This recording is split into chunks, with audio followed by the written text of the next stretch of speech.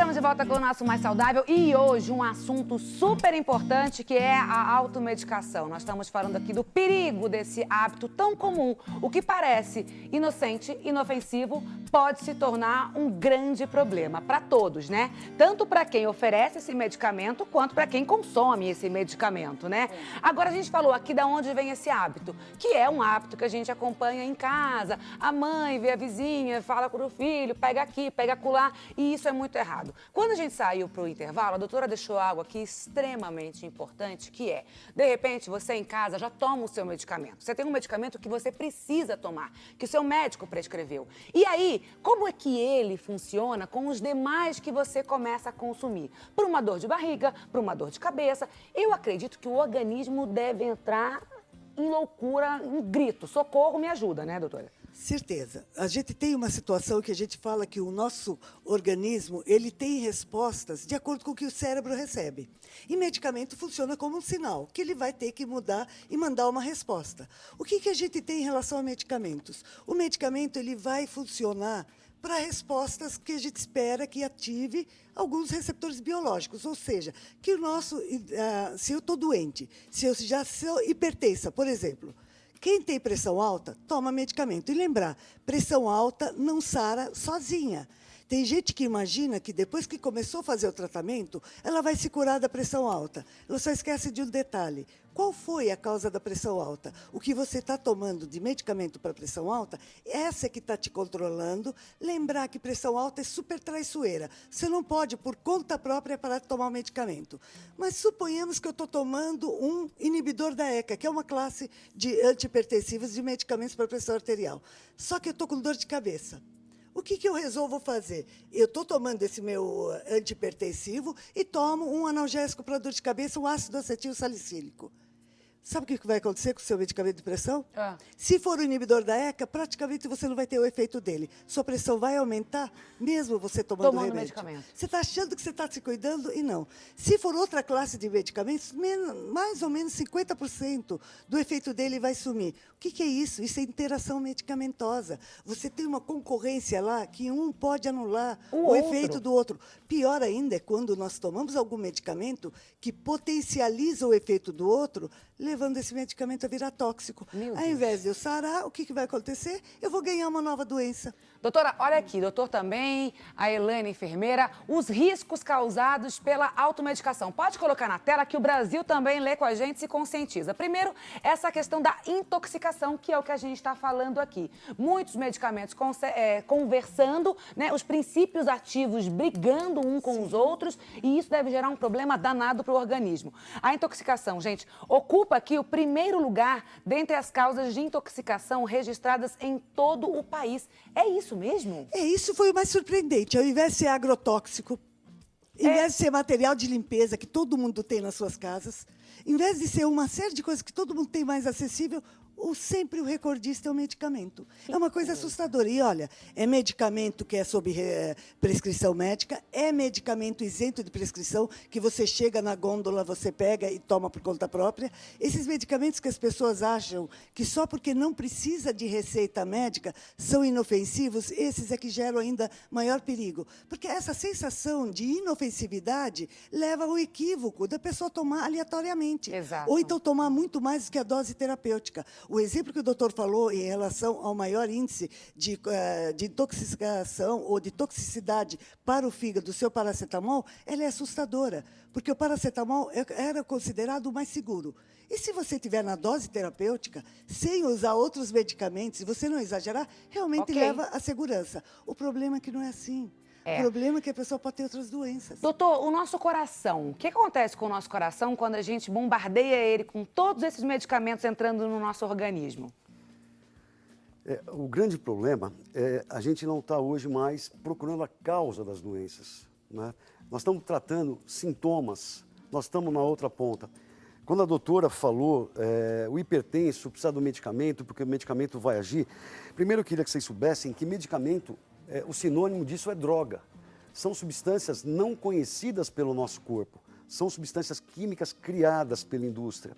E elas têm que ser metabolizadas e eliminadas. Elas cumprem o objetivo, né, num receptor, e depois elas têm que ser eliminadas. Então, toda droga que você está tomando, ela causa sobrecarga renal, sobrecarga hepática. Muita gente hoje que nunca ingeriu álcool desenvolve cirrose porque ele tinha enxaqueca, cefaleias a vida inteira, uma vez por semana, 2 vezes por semana, e ele tomava anti-inflamatório e tomava analgésico 1, 2, 3 vezes por semana a vida toda. Ele está com 50 anos, está com insuficiência renal, ele está com 50 anos, está com insuficiência hepática. Né? Por causa de droga que vem tomando a vida inteira. E não é só fígado e rim que sofre com isso, todos os sistemas sofrem com isso. E o coração? O coração, ele como qualquer órgão, se ele tiver uma pressão aumentada, vamos ter que usar drogas para diminuir isso. Mas não é só drogas, a droga é necessária, todos os meus pacientes usam, eu sou cardiologista, mas por trás disso sempre tem o que levou a isso, como intoxicação por agrotóxico, metais pesados envolvidos nisso, síndrome metabólica, aumento de resistência à insulina. Então, você não dorme boa, Cissa, e acorda hipertensa. Você não dorme boa e acorda com câncer. Você vem desenvolvendo isso faz 10, 20, 30 anos. Verdade. Entende? E ninguém está diabético ou está hipertenso porque a mamãe já não colocava remedinho para diabetes e antihipertensivo na mamadeira deles, não. Verdade. E isso nunca é investigado. Então, muito paciente, quando você controla a síndrome metabólica, magnésio, cromo, vanádio, metformina, né? Ensina essa pessoa a comer, ensina essa pessoa a se hidratar, a movimentar, diminui a resistência à insulina, diminui a pressão, diminui a obesidade, diminui o diabetes. Mas a gente vai tratando só as pontas, a gente não trata as causas. Esse paciente está deficitário de vitamina D. Você conserta essa vitamina D, coloca em níveis ótimos, entre 50 e 70, cai os níveis pressóricos, a gente pode começar a diminuir os antihipertensivos. Esse paciente não tem óxido nítrico no corpo. Esse gás é uma coisa importantíssima, talvez a descoberta mais importante da cardiologia. Né? Eu doso com umas tirinhas na saliva dos meus pacientes, que eu trago dos Estados Unidos, 9 em cada 10 pacientes estão depletados de óxido nítrico a partir dos 40, 50 anos de idade. Nossa. Você tem que ensinar ele a fazer isso, com arginina, com citrulina, com magnésio, ensinar a comer alimentos que contenham nitrato, beterraba, espinafre, para ele produzir esse gás. Produz esse gás, dilata, a circulação cai. Então, nós temos que juntar todo esse arsenal e não deixar tudo por conta do remedinho, do medicamento, da droga. Eu também acho. Eu sou a favor, assim, o quanto menos você puder se medicar, melhor é, sabe? De repente, o prato com saúde, como você acabou de falar, te oferece tantas riquezas. Uma atividade física também te dá tantas riquezas. Enfim, tantas coisas que a gente pode fazer como, sei lá, uma equipe multidisciplinar mesmo quando a gente monta aqui. Cada um no seu setor, cada um na sua área, ajuda tanto. Gente, para com essa coisa de recorrer a um remédio. Ah, tá com 5 segundos de dor de cabeça, já vai lá e toma um remédio. Espera, né? Faz um chá, tenta alguma outra coisa, enfim. Perceba como está o seu sono. Tudo isso vai ajudar você. De pouquinho em pouquinho, você vai tirar essa dependência de remédio. Vamos ver o que o Brasil acha, o que o Brasil pergunta? Porque eles querem entrar na nossa sala de bate-papo. E seja muito bem-vinda. É a Thaís. É bem-vinda mesmo. Thaís aqui de Valinhos, um beijo, meu amor. Muito obrigada pela sua participação. Olha só aquela pergunta aqui. Sou hipertensa, tomo um remédio que foi prescrito pelo meu médico, porém acabo tomando outros. Sempre quando surge alguma dorzinha, isso pode trazer algum problema para mim? É exatamente o que a gente está falando aqui. Ela diz, ela é hipertensa, ela toma prescrição médica e, ao mesmo tempo, deve ter uma cólica, uma dor de cabeça, sei lá, atim. Né? Pronto, já vai lá e já pega um antigripal, já pega sei lá, um anestésico, enfim, alguma coisa aí. Não é anestésico, como chama aquele? Analgésico. O que a gente pode aconselhar uma pessoa que já é hipertensa? Gente, hipertenso, diabético, dislipidêmico, pessoa que tem colesterol alto, pessoa que tem pressão alta, pessoa que tem diabetes, ela deve tomar medicamentos rotineiramente. Mas, de repente, eu preciso tomar algum outro, então eu vou ter que parar de tomar esses meus? Não, claro que não. O que você pode fazer? Nós temos estratégias para minimizar a interação medicamentosa, que é o distanciamento do horário entre a tomada do seu medicamento e o outro. Exceto se a gente perceber que existe incompatibilidade, a gente ou tenta entrar em contato com o seu médico, ou a gente aconselha a entrar em contato com o médico. Você está na dúvida? Não fique na dúvida.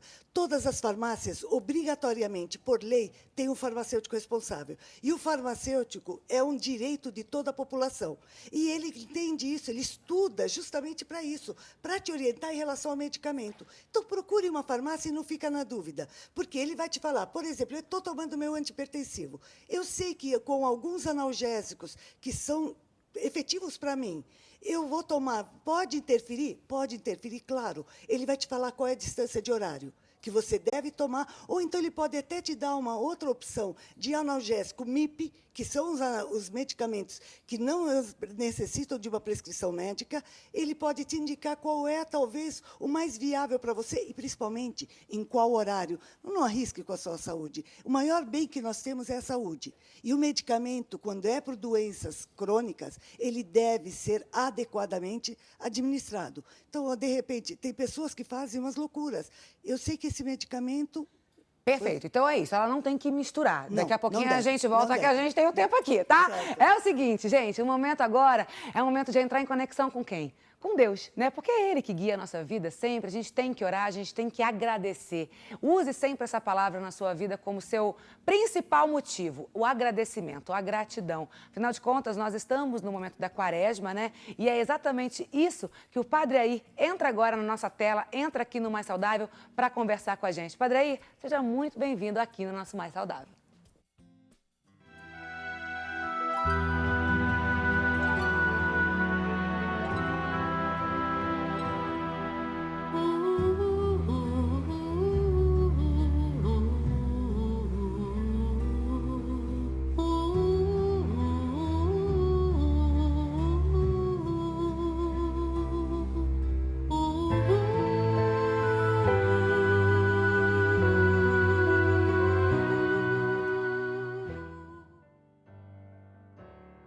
Sétima estação, Jesus cai pela segunda vez. Jesus estava no fim de suas forças físicas e caiu pela segunda vez. Ajuda-nos, Senhor, a sermos fortes diante do pecado, prosseguindo a caminhada na prática do bem.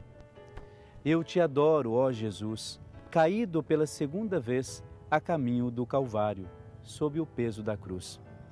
Ajudai-me, Senhor, a não recair tão facilmente no pecado e prosseguir minha caminhada seguindo teus passos na prática do bem.